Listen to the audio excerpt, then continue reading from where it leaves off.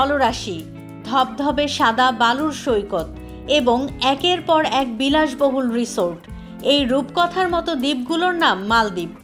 1192টি ছোট ছোট প্রবাল দ্বীপ নিয়ে গঠিত এই দ্বীপ রাষ্ট্রটি শুধু পর্যটকদের স্বপ্নের গন্তব্যই নয়, বরং একটি শান্তিপ্রিয় ইসলামী মূল্যবোধে করা দেশ হিসেবেও পরিচিত।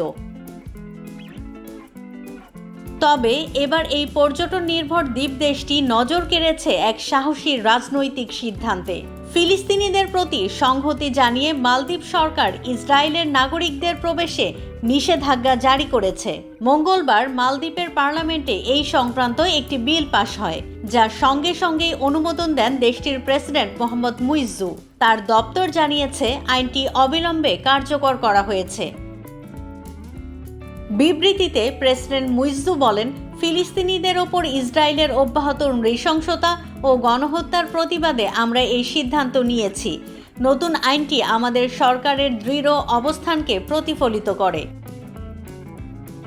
ইসরায়েলি পর্যটকদের মালদ্বীপে নিষিদ্ধ করার ঘোষণা অবশ্য একেবারে নতুন নয়।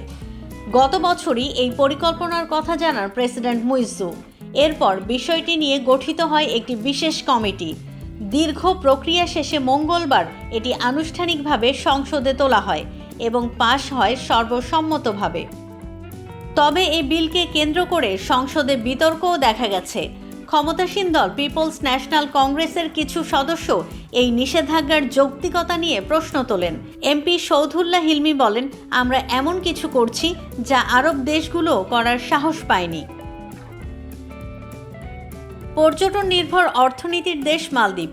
2024 সালের ফেব্রুয়ারিতে দেশটিতে ভ্রমণ করেছেন 2,14,000 বিদেশি পর্যটক। এর মধ্যে মাত্র 59 জন ছিলেন ইসরায়েলি নাগরিক।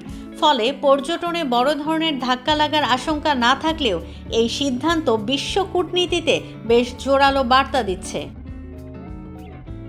এর আগে 90-এর দশকের শুরুর দিকে মালদ্বীপ ইসরায়েলিদের প্রবেশে নিষেধাজ্ঞা তুলে নেয় এবং 2010 সালে সম্পর্ক স্বাভাবিক করারও পদক্ষেপ নেয়। তবে গাজায় ইসরায়েলি আগ্রাসন পরিস্থিতিকে বদলে দিয়েছে পুরোপুরি। 2023 সালের 7 অক্টোবরের পর থেকে গাজায় ইসরায়েলি অভিযানে প্রাণ হারিয়েছেন 50,000-এর বেশি ফিলিস্তিনি, যাদের বেশিরভাগই নারী ও শিশু। ধ্বংস হয়েছে হাসপাতাল, স্কুল ও আবাসিক এলাকা, পরিণত হয়েছে মৃত্যুপুরীতে। লক্ষাধিক মানুষ আহত হয়েছেন, গৃহহীন হয়েছেন লাখো মানুষ। এই অবস্থায় মালদ্বীপের মতো একটি ছোট দেশের এমন কণ্ঠস্বর বিশ্ববাসীর দৃষ্টি আকর্ষণ করেছে।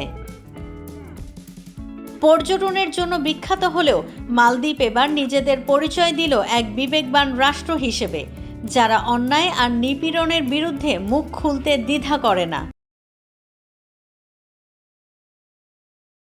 ওয়ালটন আবারও মিলিনিয়ার অফারে ওয়ালটন ফ্রিজ কিনে আপনিও হয়ে যেতে পারেন মিলিয়নিয়ার।